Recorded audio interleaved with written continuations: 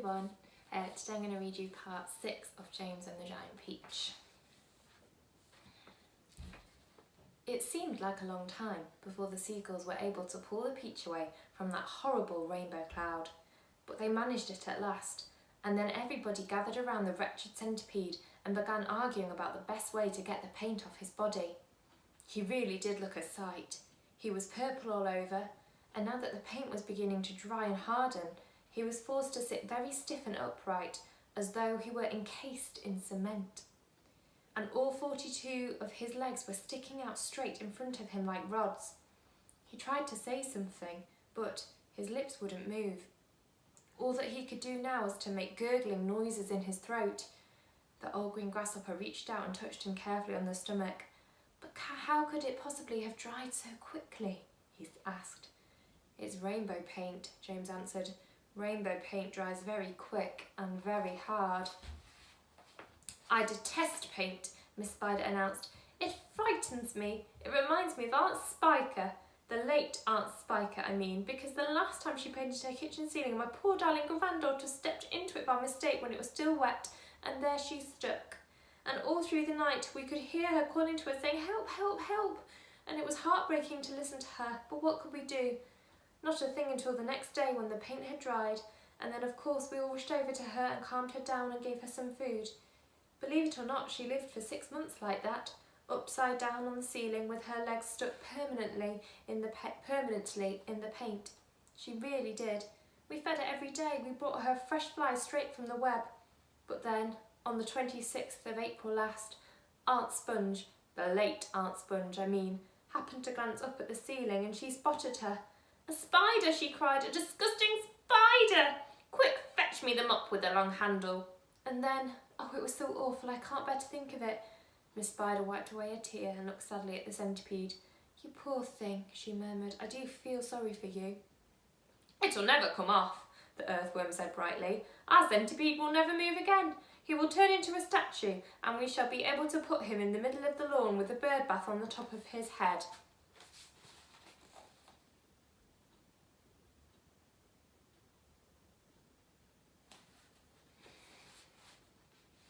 "We could try peeling him like a banana," the old green grasshopper suggested. "Or rubbing him with sandpaper," the ladybird said.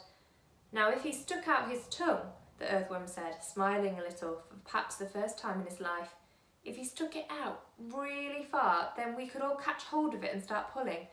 And if we pulled hard enough, we could turn him inside out and he would have a new skin." There was a pause while the others considered this interesting proposal. "I think," James said slowly, "I think that the best thing to do—" Then he stopped. "What was that?" he asked quickly. "I heard a voice. I heard someone shouting." They all raised their heads, listening. "Shh! There it is again!" But the voice was too far away for them to hear what it was saying. "It's a cloud man," Miss Spider said. "I just know it's a cloud man. They're after us again." "It came from above," the earthworm said, and automatically everybody looked upward. Everybody except the centipede, who couldn't move. "Ouch!" they said. "Help! Mercy! We're going to catch it this time." For what they now saw, swirling and twisting directly over their heads, was an immense black cloud, a terrible, dangerous, thundery-looking thing that began to rumble and roar even as they were staring at it. And then, from high up on the top of the cloud, the faraway voice came down to them once again, this time very loud and clear. "On with the faucets!" it shouted. "On with the faucets! On with the faucets!" 3 seconds later, the hole underneath of the cloud seemed to split and burst open like a paper bag, and then out came the water. They saw it coming. It was quite easy to see because it wasn't just raindrops. It wasn't raindrops at all. It was a great solid mass of water that might have been a lake or a whole ocean dropping out of the sky on top of them. And down it came, down and down and down, crashing first onto the seagulls and then onto the peach itself, while the poor travellers shrieked with fear and groped around frantically for something to catch hold of, the peach stem, the silk strings, anything they could find, and all the time the water came pouring and roaring down upon them, bouncing and smashing and slushing and slashing and swashing and swirling and surging and whirling and gurgling and gushing and rushing and rushing, and it was like being pinned down underneath the biggest waterfall in the world and not being able to get out.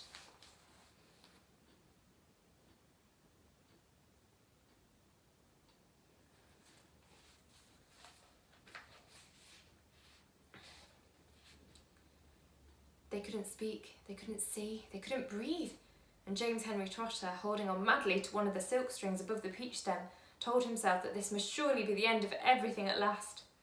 But then, just as suddenly as it had started, the deluge stopped. They were out of it, and it was all over.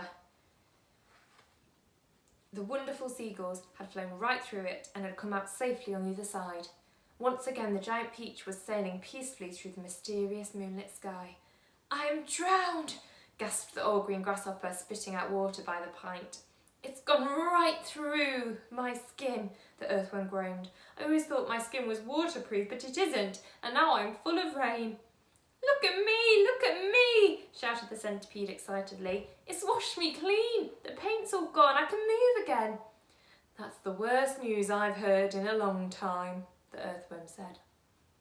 The centipede was dancing around the deck and turning somersaults in the air and singing at the top of his voice. "Oh, hooray for the storm and the rain! I can move, I don't feel any pain. And now I'm a pest, I'm the biggest and best, the most marvellous pest once again." "Oh, do shut up," the old green grasshopper said. "Look at me," cried the centipede. "Look at me, I am freed, not a scratch, nor a bruise, nor a bleed. To his grave this fine gent they all thought they had sent, and I very near went, oh, I very near went, but they sent quite the wrong centipede." "How fast we are going all of a sudden," the ladybird said. "I wonder why." "I don't think the seagulls like this place any better than we do," James answered. "I imagine they want to get out of it as soon as they can. They got a bad fright in that storm we've just been through." Faster and faster flew the seagulls, skimming across the sky at a tremendous pace, with the peach trailing out behind them. Cloud after cloud went by on either side, all of them ghostly white in the moonlight, and several more times during the night the travellers caught glimpses of cloudmen moving around on the top of these clouds, working their sinister magic upon the world below. Once they passed a snow machine in operation, with the cloudmen turning the handle and a blizzard of snowflakes blowing out of the great funnel above. They saw the huge drums that were used for making thunder, and the cloudmen beating them furiously with long hammers. They saw the frost factories and the wind producers, and the places where cyclones and tornadoes were manufactured and sent spinning down towards the earth. And once, deep in the hollow of a large, billowy cloud, they spotted something that could only have been a cloudman's city. There were caves everywhere running into the cloud, and at the entrances of the caves the cloudmen's wives were crouching over little stoves with frying pans in their hands, frying snowballs for their husbands' suppers. And hundreds of cloudmen's children were frisking about all over the place and shrieking with laughter and sliding down the billows of the cloud on toboggans. An hour later, just before dawn, the travellers heard a soft whooshing noise above their heads, and they glanced up and saw an immense grey bat-like creature swooping down towards them out of the dark. It circled round and round the peach, flapping its great wings slowly in the moonlight and staring at the travellers. Then it uttered a series of long, deep, melancholy cries and flew off again into the night. "Oh, I do wish the morning would come," Miss Spider said, shivering all over. "It won't be long now," James answered. "Look, it's getting lighter over there already." They all sat in silence watching the sun as it came up slowly over the rim of the horizon for a new day.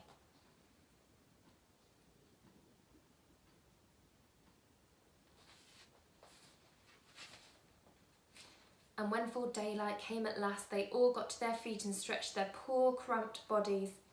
And then the centipede, who always seemed to see things first, shouted, "Look, there's Lamb below." "He's right," they cried, running to the edge of the peach and peering over. "Hooray, hooray! It looks like streets and houses. But how enormous it all is!"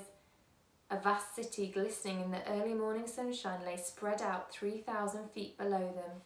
At that height, the cars were like little beetles crawling along the streets, and people walking on the pavements looked no larger than tiny grains of soot. "What tremendous tall buildings!" exclaimed the ladybird. "I've never seen anything like them before in England. Which town do you think it is?" "This couldn't possibly be England," said the old green grasshopper. "Where is it?" asked Miss Spider. "You know what those buildings are?" shouted James, jumping up and down with excitement. "Those are skyscrapers, so this must be America. And that, my friends, means that we have crossed the Atlantic Ocean overnight." "You don't mean it," they cried. "It's not possible. It's incredible, it's unbelievable." "Oh, I've always dreamed of going to America," cried the centipede. "I had a friend once who—" "Be quiet," said the earthworm. "Who cares about your friend? The thing we've got to think about now is, how on earth are we going to get down to earth?" "Ask James," said the ladybird. "I don't think that should be so very difficult," James told them. "All we'll have to do is to cut loose a few seagulls. Not too many, mind you, but just enough so that the others can't quite keep us up in the air. Then down we shall go, slowly and gently, until we reach the ground. Centipede will bite through the strings for us, once at a time."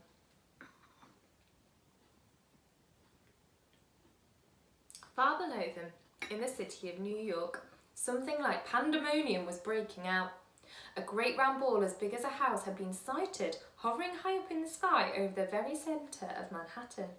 And the cry had gone up that it was an enormous bomb sent over by another country to blow the whole city to smithereens.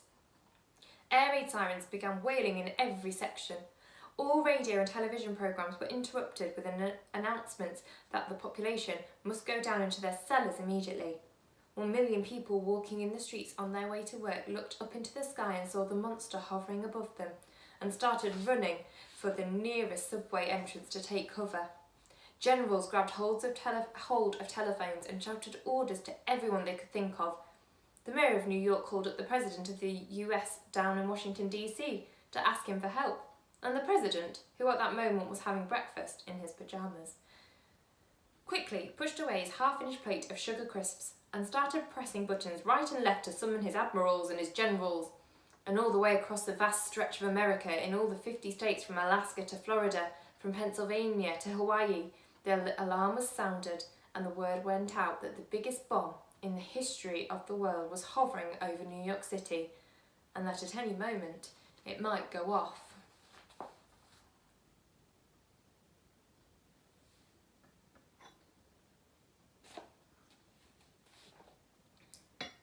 "Come on, Centipede, bite through the last string," James ordered. "Oh, the first string, sorry. Bite through the first string," James ordered. The centipede took one of the silk strings between his teeth and bit through it. And once again, but not with an angry cloudman dangling from the end of the string this time, a single seagull came away from the rest of the flock and went flying off on its own. "Bite another," James ordered. The centipede bit through another string. "Why aren't we sinking?" "We are sinking." "No, we're not." "Don't forget the peach is a lot lighter now than when we started out," James told them. "It's lost an awful lot of juice when all those hailstones hit it in the night. Cut away 2 more seagulls, Centipede." "Ah, that's better. Here we go. Now we really are sinking." "Yes, this is perfect. Don't bite any more, Centipede, or we'll sink too fast. Gently does it." Slowly the great peach began losing height, and the buildings and streets down below began coming closer and closer. "Do you think we'll get our pictures in the papers when we get down?" the ladybird asked. "My goodness, I've forgotten to polish my boots," the centipede said. "Everyone must help me to polish my boots before we arrive." "Oh, for heaven's sake," said the earthworm, can't you ever stop thinking about—" But he never finished his sentence, for suddenly, whoosh, and they looked up and saw a huge 4-engine plane come shooting out of a nearby cloud and go whizzing past them, not more than 20 feet over their heads. This was actually the regular early morning passenger plane coming into New York from Chicago. And as it went by, it sliced right through every single one of the silken strings, and immediately the seagulls broke away, and the enormous peach, having nothing to hold it up in the air any longer, went tumbling down towards the earth like a lump of lead. "Help!" cried the centipede. "Save us!" cried Miss Spider. "We're lost!" cried the ladybird. "This is the end!" cried the old green grasshopper. "James!" cried the earthworm. "Do something, James! Quickly do something!" I can't, cried James. I'm sorry. Goodbye. Shut your eyes, everybody. It won't be long now. Dum, dum, dum. And that was the end of part 6. I will post part 7 for you, our last part, next week.